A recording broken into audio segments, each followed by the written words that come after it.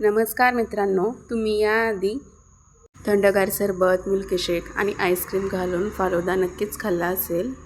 पण आज आपण थोड्याशा वेगळ्या पद्धतीने उन्हाळ्याच्या दिवसात शरीराला थंडावा देणारं आणि बघताच क्षणी तोंडाला पाणी सुटेल असा फालुदा सरबत कसा बनवायचा याची रेसिपी पाहणार आहोत.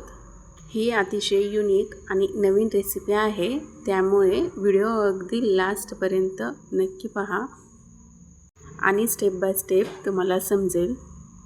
चला तर मग फालुदा बनवायला आपण लगेचच सुरुवात करूया.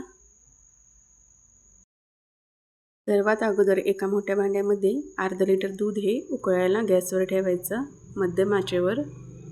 दूध हे गरम झालं तर यातील 1 वाटी दूध हे साईडला काढायचे. एका बाउलमध्ये हे काढून घ्यायचे. तर या गरम दुधामध्येच आपल्याला आहे ना कस्टर्ड पावडर हे टाकायचे. या गरम दुधामध्ये आपल्याला आहे ना 2 चमचे कस्टर्ड पावडर हे टाकायचे. मी येथे व्हॅनिला फ्लेवरचं कस्टर्ड पावडर हे टाकलेलं आहे. हे कस्टर्ड पावडर या दुधामध्ये आपल्याला चांगलं मिक्स करून घ्यायचे.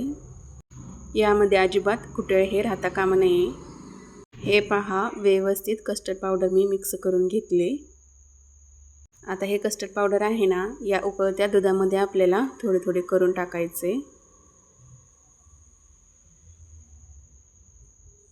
तुम्ही या कस्टर्ड पावडर ऐवजी कॉर्नफ्लॉवर सुद्धा यामध्ये टाकू शकता. ते कॉर्नफ्लॉवर आहे ना पाण्यामध्ये चांगलं मिक्स करून ते सुद्धा तुम्ही यामध्ये टाकू शकता. कस्टर्ड पावडर ऐवजी कस्टर्ड पावडर टाकल्यानंतर दूध थोडंसं घट्ट होतं, त्यामुळे गरज पडल्यास यामध्ये पाणी वाढवा. मिश्रण चांगलं शिजल्यानंतर गॅस बंद करून घ्या. आता हे दूध थोडे वेळ साईडला ठेवून द्यायचं. तर पॅनमध्ये आहे ना एकीकडे मी अर्धी वाटी म्हणजे 2 चमचे शेवाळ्या गरम करून घेत आहे. थोडेसे हे भाजून घ्यायचे. फार जास्त याचा रंग डार्क करायचा नाही. आता शेवाळ्यासुद्धा छान असं भाजलेल्या आहेत. ते सुद्धा गरम दुधामध्ये हे टाकायचं आहे.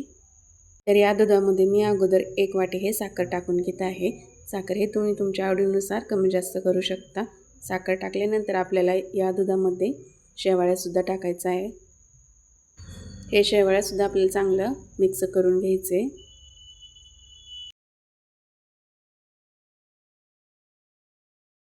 आता चांगलं व्यवस्थित मिक्स करून झाल्यानंतर हे असंच उचलून आपल्याला गॅसवर ठेवायचे. किमान 2 मिनिटे हे शिजवून घ्यायचे आपल्याला, फार जास्त शिजवायचं नाही. दूध हे थोडंसं घट्ट वाटते, तर यामध्ये मी अजून अर्धी वाटी हे पाणी टाकते आणि थोडंसं असं फिरवून घ्यायचे. या दुधाला उकळी आली तर गॅस हे बंद करायचे आणि खाली उतरून घ्यायचे.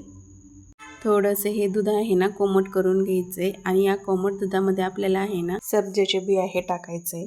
तर मी सब्जेचे बिया 1 चमचा सब्जेच्या बिया 15 मिनटं पाण्यामध्ये भिजत ठेवलेली ती यामध्ये मी टाकत आहे. तर टोटल 3 चमचे सब्जेचे बिया या दुधामध्ये टाकले आणि रोज फ्लेवरसाठी येथे रूअफजा सिरप मी 2 चमचा टाकत आहे.